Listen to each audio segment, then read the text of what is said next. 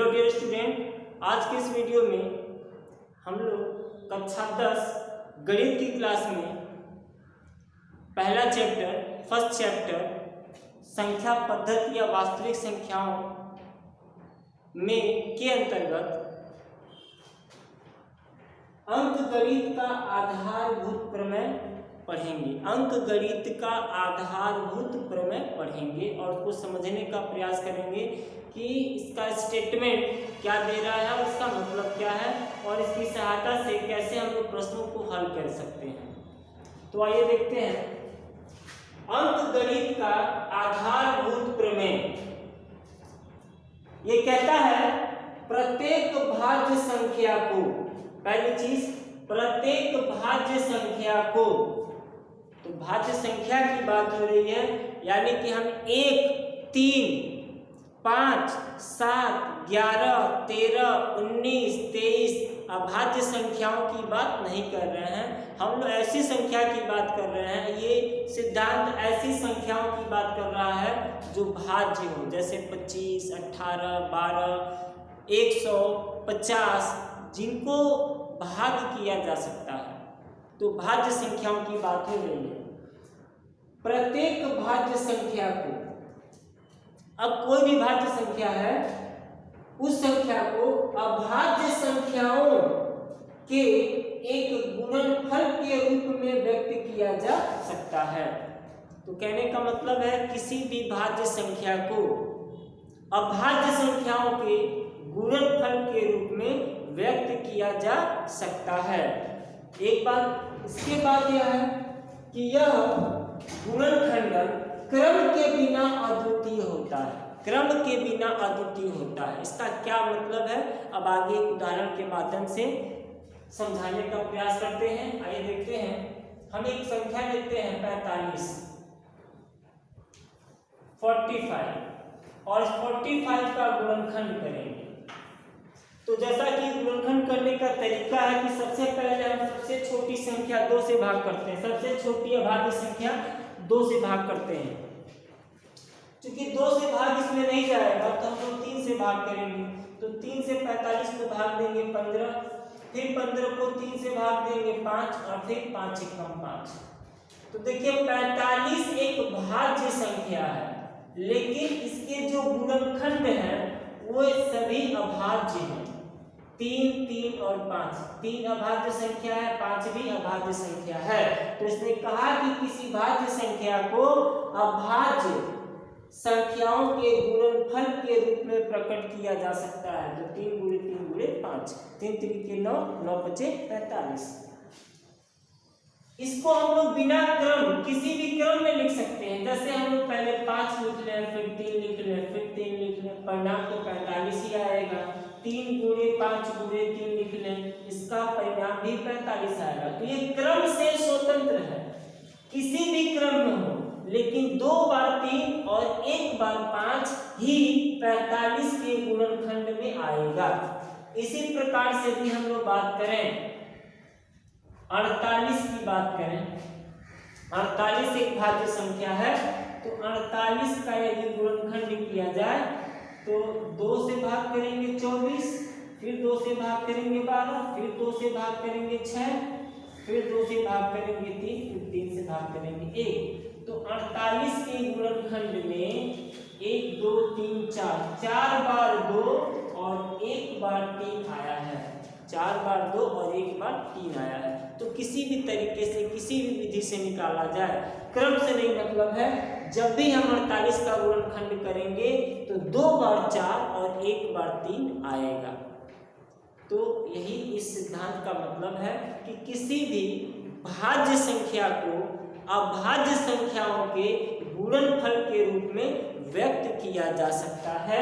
इसी प्रकार एक उदाहरण और लेते हैं। देखिए 35 एक भाज्य संख्या है, इसका गुणनखंड करें हम लोग तो 5 7 35।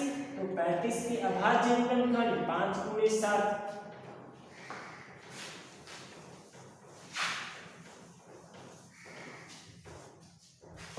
इसी प्रकार से यदि हम लोग 77 की बात करें तो 77 के अभाज्य गुणनखंड 7 गुणे 11, 11 7 77। 7 और 11 दोनों अभाज्य संख्या है, तो 77 भाज्य संख्या है और यह 7 गुणे 11 के गुणनफल से प्राप्त होती है। इसी प्रकार से हम लोग और भी दूसरी संख्या ले सकते हैं, जैसे 25। तो 25 5 गुणे 5, जब भी हम लोग 25 का गुणनखंड करेंगे हमें 5 गुणे 5 मिलेगा, 2 बार 5 मिलेगा। यदि हम लोग 26 की बात करें तो 2 गुणे 13, 2 भी अभाज्य संख्या, 13 भी अभाज्य संख्या। अब आप इसको 2 गुणे 13 करें या 13 गुणे 2 करें, आना तो 2 और 13 ही है। कहने का मतलब जब भी 26 का गुणनखंड किया जाएगा एक बार 2 और एक बार 13 आएगा। तो अंक गणित का आधारभूत प्रमेय यही है और इसी की सहायता से हम लोग बहुत सी कई प्रकार की समस्याओं को हल करते हैं।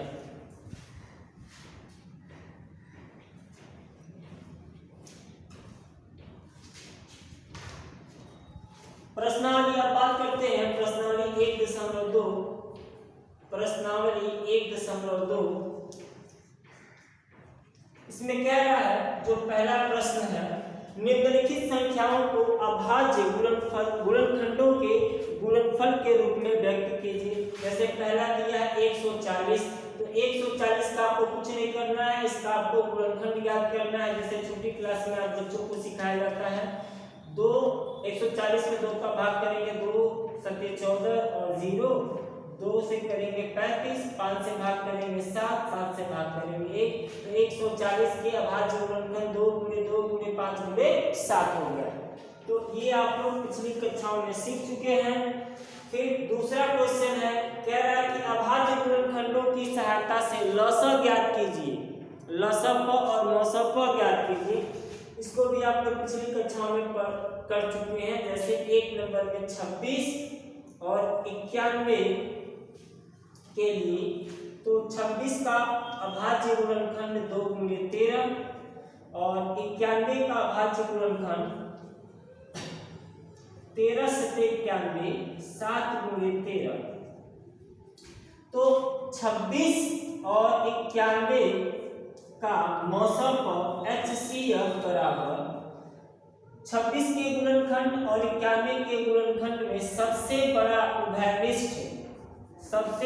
उभयनिष्ठ अपवर्तक या गुणनखंड 13 है। तो 26 और 19 का मसअ हमें मिलेगा 13। यदि लसअ की बात करें तो LCM 26 और 13, 26 और 91 हमें मिलेगा। जो दोनों में उभयनिष्ठ है उसको हम लोग लिख लेंगे, जो दोनों में उभयनिष्ठ है उसको लिख लेंगे, जो बचेगा उसको भी लिख लेंगे। यहाँ पे एक फैक्टर 2 बचा, यहाँ पे एक फैक्टर 7 बचा, तो हम 2 लिख लेंगे और 7 लिख लेंगे। तो 13 गुणे 14, तो 13 चौको 52 और 53 13 5 18, 182 182। तो इस प्रकार से गुणनखंड विधि से हम लोग 2 संख्याओं का या 2 से ज्यादा संख्याओं का लसअ और मसअ ज्ञात कर सकते हैं। इसमें एक क्वेश्चन है, इसमें एक प्रश्न है, क्वेश्चन नंबर 5, जांच कीजिए कि क्या किसी प्राकृतिक संख्या n के लिए 6 पर पावर n 6 का घातीय अंक 0 पर समाप्त होगा। कह रहा है कि n के किसी मान के लिए क्या 6 पर पावर n 0 पर समाप्त होगा, 0 पर समाप्त होगा, ऐसा प्रश्न है। 0 पर समाप्त होगा n के किसी, जैसे n का मान यहाँ 2 रखेंगे तो 6 का स्क्वायर 36 हुआ, 36 6 पर समाप्त होता है। n की जगह 3 रखेंगे तो 6 पर घात 3, 6 पर घात 3 216 हुआ और 216 भी 6 पर समाप्त होता है। तो इसमें पूछा जा रहा है कि क्या n का कोई ऐसा मान है कि ये 0 पर समाप्त हो। तो सबसे पहले हम लोग देखते हैं, हम लोग लिखेंगे 0 पर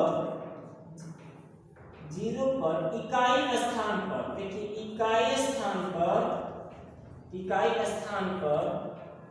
0 वाली संख्याएं जैसे 10 20 120, जिसके इकाई स्थान पर 0, तो तो जीरो वाली संख्या है 2 और 5 से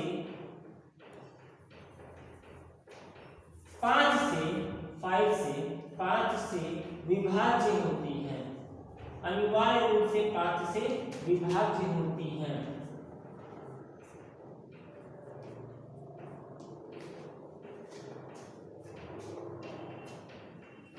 जैसे यदि संख्या का इकाई अंक 0 है तो निश्चित रूप से वो 10 से विभाज्य होगा, और 10 का मतलब हो गया 2 गुणे 5, क्योंकि 10 के अभाज्य गुणनखंड है 2 और 5। तो यदि संख्या के गुणनखंड में 2 और 5 दोनों सम्मिलित हो जाए तो वो संख्या 0 पर समाप्त होगी। अब देखिए 6 पर घात n को हम लोग लिख सकते हैं 2 गुणे 3 का घात n बराबर 2 पे पावर n, 2 पे पावर n गुणे 3 पे पावर n। तो 2 तो है, 6 के गुणनखंड में 2 है लेकिन 5 नहीं है, इसीलिए 6 पर पावर n 0 पर समाप्त नहीं होगा। तो हम लोग लिखेंगे चूंकि 5 6 पर पावर n का गुणनखंड नहीं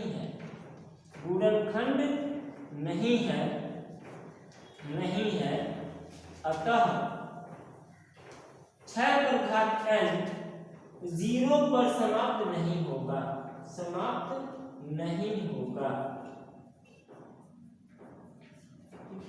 इस प्रकार से अंकगणित का आधारभूत प्रमेय की सहायता से कुछ निष्कर्ष या परिणाम हम लोग ज्ञात कर सकते हैं।